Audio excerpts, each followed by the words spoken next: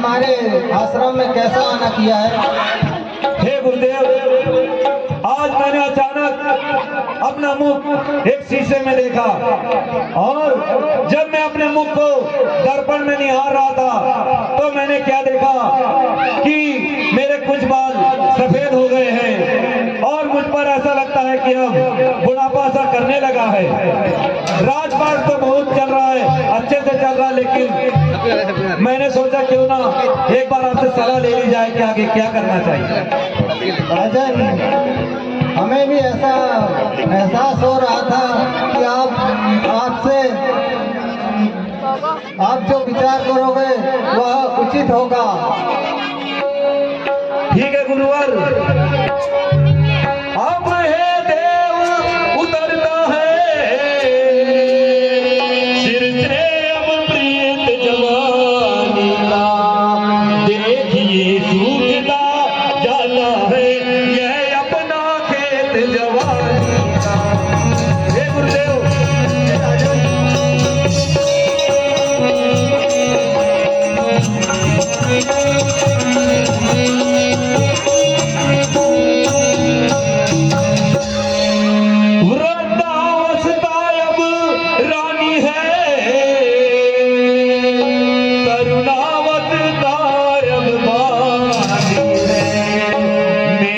सोने ही सोने में हो रही चांद की चांदी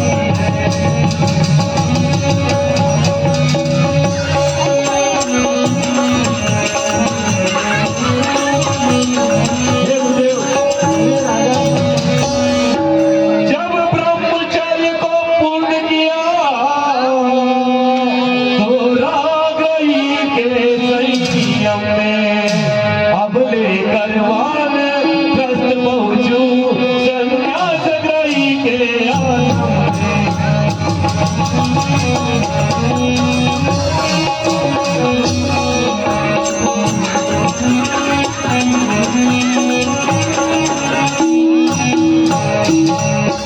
पिछले पुरखाओं के समान प्रभु मुझे तपोवन जाने दे, हो गया राज के राम योगी अब उनको राज जलाने दे।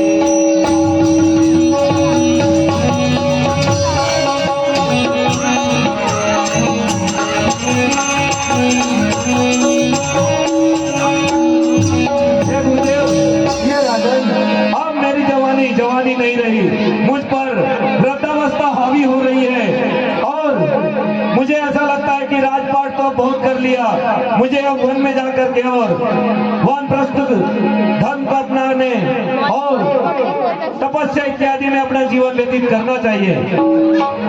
अब जबकि मेरा प्रिय राम राज्य चलाने के योग्य हो गया तो क्यों ना उसे ही ये राज्यभार चलाने दिया जाए।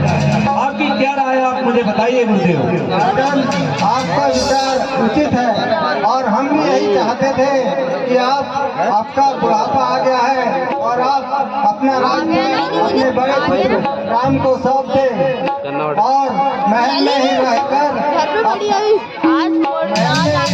आप पूजा पाठ और अपना बुढ़ापा बिताए।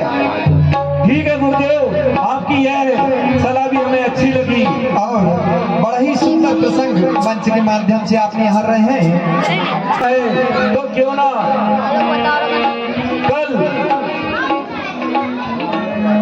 शुभ मुहूर्त देख करके और मेरे बड़े बेटे राम का राज्याभिषेक करके और मैं पूजा पाठ इत्यादि में अब लीन रहना चाहता। राजन, तुम्हारा कहना उचित है और मैं भी यही चाहता था। पुत्रों पर डाले राजभार राजाओं का है धर्म,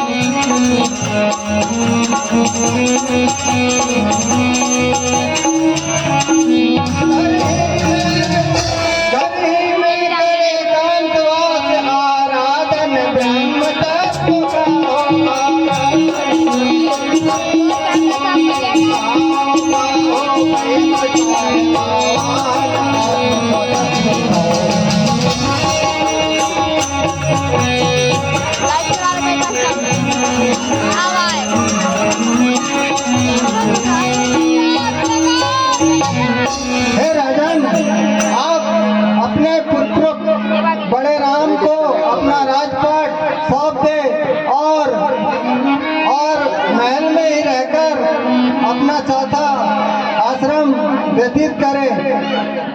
ठीक है गुरुदेव, आपकी अगर यही मनसा यही इच्छा है तो ठीक है, मैं अब जाता हूँ और सारे नगर में ढिंढोरा करवाने के लिए अपने उसको बोलता हूँ दरबान को कि नगर में ढिंढोरा करवाए कि कल